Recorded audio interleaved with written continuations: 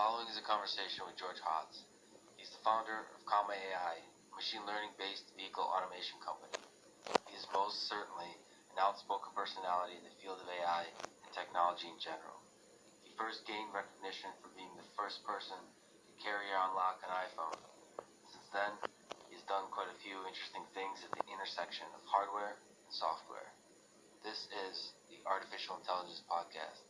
If you enjoy it, subscribe on YouTube, give it 5 stars on iTunes, support it on Patreon, or simply connect with me on Twitter at Lex Friedman, spelled Fridman. And I'd like to give a special thank you to Jennifer from Canada for her support of the podcast on Patreon. Merci beaucoup, Jennifer.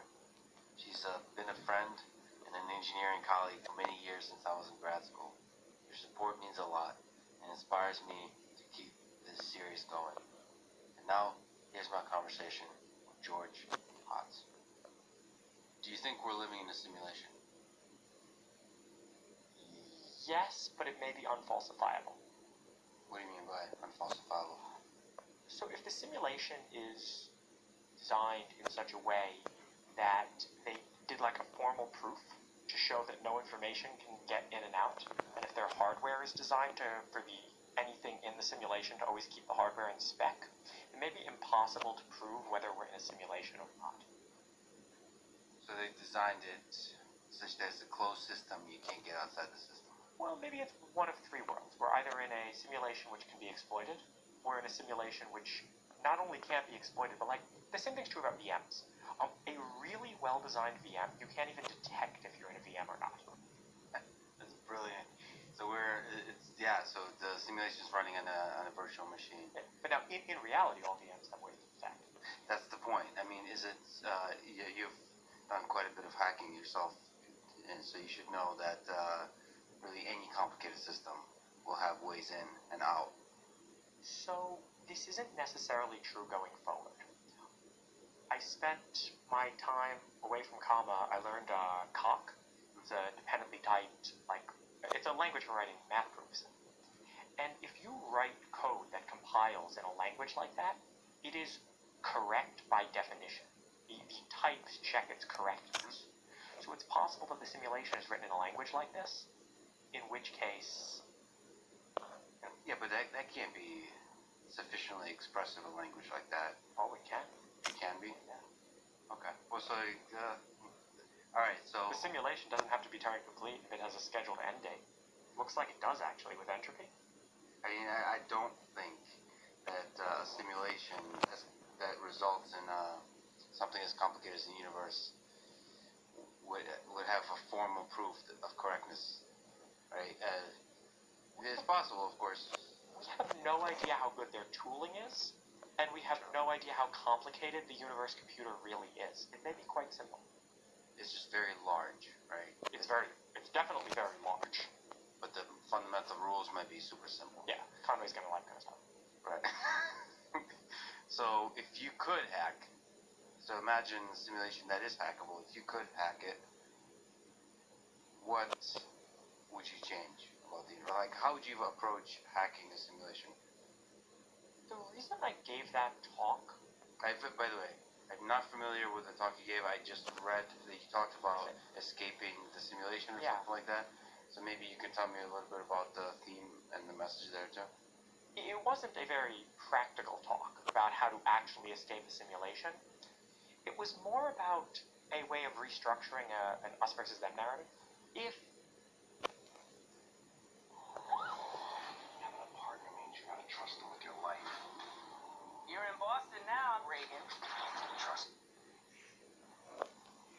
we continue on the path we're going with technology, I think we're in big trouble. Like, as a species, and not just as a species, but even as me as an individual member of the species. So, if we could change rhetoric to be more like, to think upwards. Like, to think about that we're in a simulation and how we could get out. Already we'd be on the right path. What you actually do once you do that, well, I assume I would have acquired way more intelligence in the process of doing that, so I'll just ask that. So the thinking upward ideas, what kind of breakthrough ideas do you think?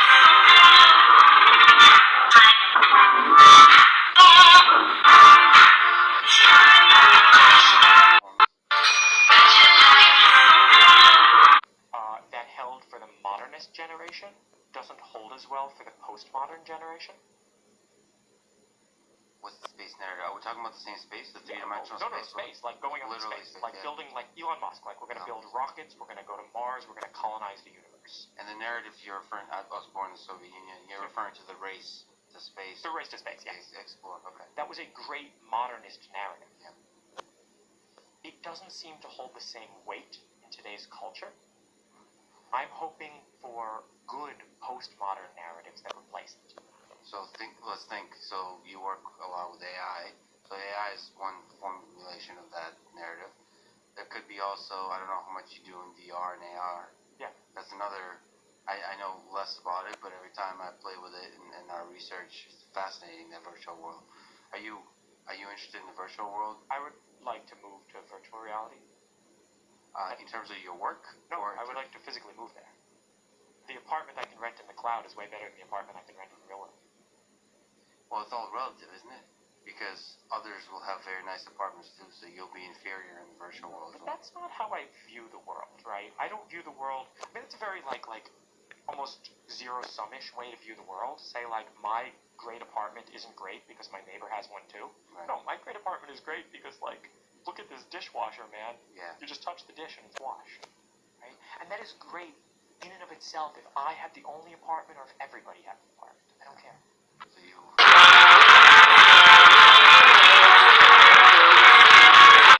George Hotz in August 2007, maybe before then, but certainly in August 2007 when you were the first person to unlock an iPhone.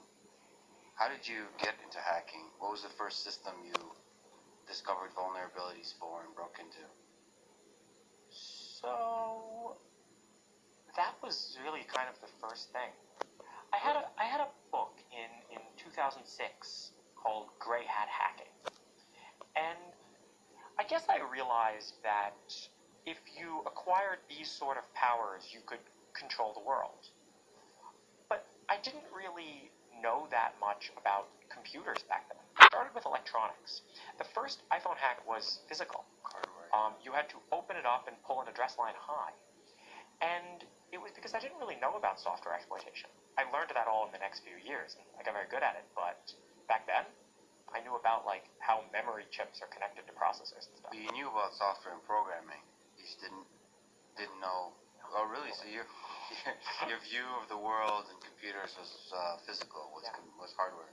Actually, if you read the code that I released with that in August 2007, it's atrocious. What language was it? C. See? Nice. And in a broken sort of state machine-esque C. I didn't know how to program.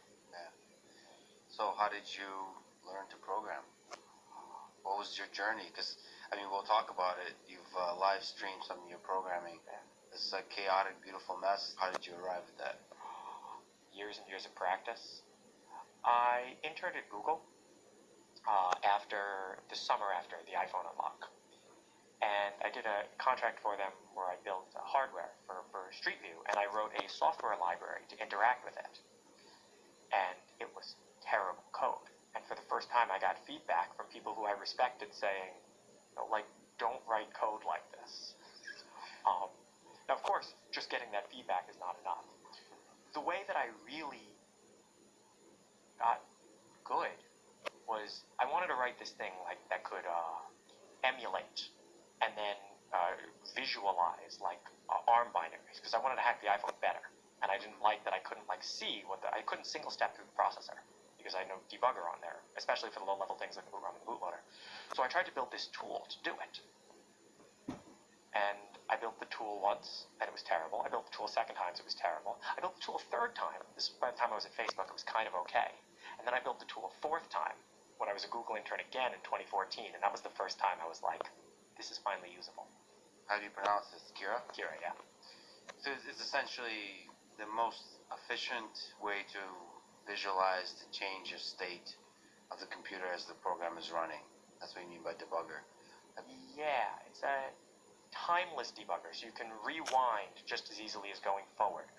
Think about if you're using GDB, you have to put a watch on a variable if you want to see if that variable changes. In Kira, you can just click on that variable, and then it shows every single time when that variable was changed or accessed. Think about it like Git for your computer's the run log. So there's like a deep log of the state of the computer as the program runs, and you can rewind. Why isn't that? Maybe it is. Maybe you can educate me. Why isn't that kind of debugging used more often? Because the tooling's bad. Hey guys, I'm Wiley Dufresne, and this is my fail. What is cooking? And it's many things, but it turns out one. The tooling's bad. Well, two things. One, if you're trying to debug Chrome, Chrome is a 200 megabyte binary that runs slowly on desktops. So that's going to be really hard to use for that. But it's really good to use for like CTFs and for boot ROMs and for small parts of code. So it's hard if you're trying to debug like massive systems. What's a CTF and what's a boot ROM? A boot ROM is the first code that executes the minute you give power to your iPhone. And CTF were these competitions that I played, Capture the Flag. Capture the Flag. I was going to ask you about that. What are those? Look, I watched a couple of videos on YouTube. Those look fascinating. What have you learned about maybe at the high level vulnerability of systems from these competitions? I feel like in the heyday of CTFs, you had all of the best security people in the world challenging each other and coming up with new toy exploitable things over here, and then everybody, okay, who can break it? And when you break it, you get there's a file on the server called flag, and then there's a program running listening on a socket that's vulnerable. So you write an exploit, you get a shell, and then you cat flag, and then you type the flag into a web-based scoreboard, and you get points. So the goal is essentially to find an exploit in the system that allows you to run arbitrary code on that system. That's one of the categories. That's like the pwnable category. Pwnable? Yeah, pwnable. It's like you pwn the program. It's a program. First of all, I apologize. I'm gonna say it's because I'm Russian, but maybe you can help educate me. Some video game misspelled own way back in the day. Yeah, and it's just. I wonder if there's a definition. I'll have to go to Urban Dictionary for it. Okay, so what was the heyday of CTF?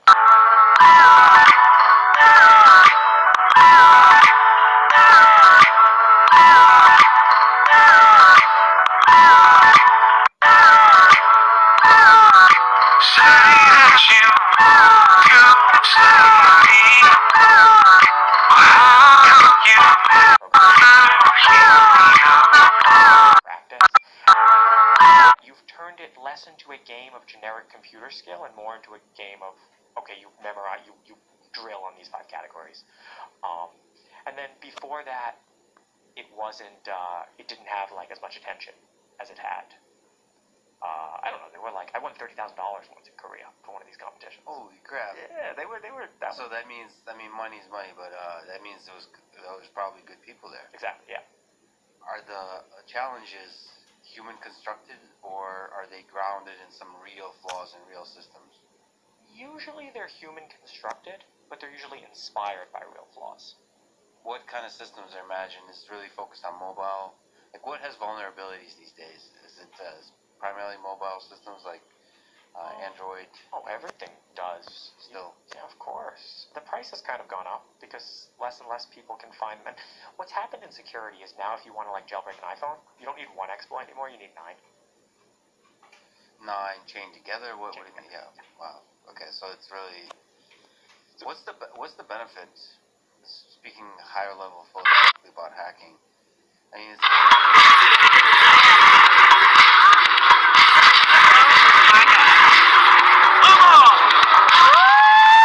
the world.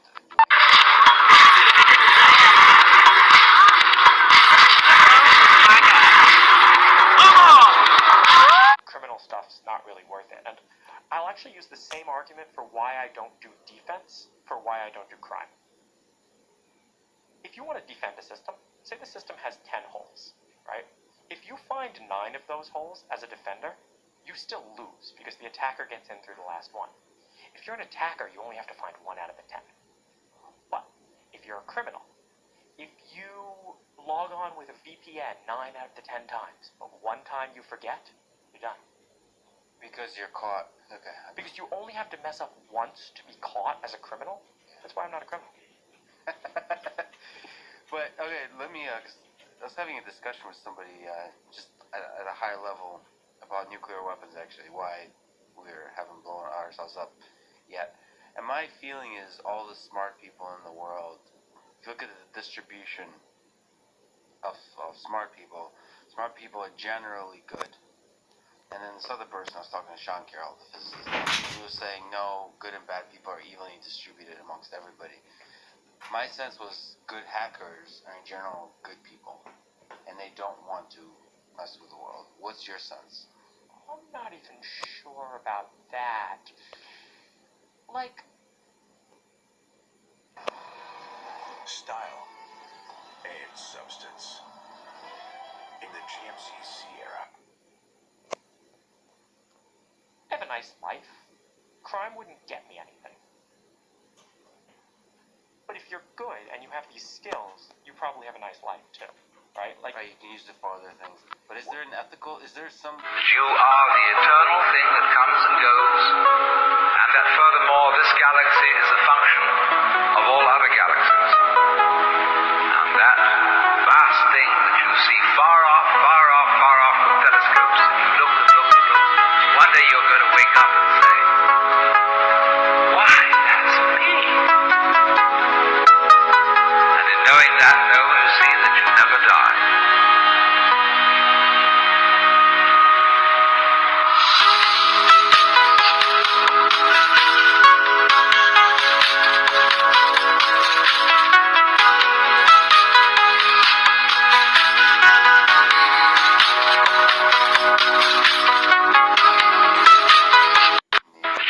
good reason to be good? I wouldn't say I'm good, I would just say I'm not bad. You're a talented programmer and a hacker in the good, positive sense of the word. You've played around, found vulnerabilities in various systems. What have you learned broadly about the design of systems and so on from that whole process? You learn to not take things for what people say they are, but you look at things for what they actually are. I understand that's what you tell me it is, but what does it do? And you have nice visualization tools to really know what Oh, I wish I'm a better programmer now than I was in 2014. I said Kira, that was the first tool that I wrote that was usable. I wouldn't say the code was great. I still wouldn't say my code is great. So how was your evolution as a programmer, as a practice? You started with C. At which point did you pick up Python? Because you're pretty big in Python now. Now, yeah, in college, I went to Carnegie Mellon when I was 22. I went back, I'm like, alright, I'm going to take all your hardest CS courses. And we'll see how I do, right? Like, did I miss anything by not having a real undergraduate education? Took operating systems, compilers, AI, and their like freshman Weeder math course. And Operating systems, some of those classes you mentioned are pretty tough, actually. they're great. At least when the 2012, circa 2012 operating systems and compilers were they were the best classes I've ever taken in my life. Because you write an operating system and you write a compiler. I wrote my operating system in C and I wrote my compiler in Haskell, but somehow I picked up Python that semester as well. I started using it for the CTFs actually. That's when I really started to get into CTFs. And CTFs, you're all in a race against the clock, so I can't write things in C. Well, there's a clock component, so you really want to use the programming language that you can be fastest.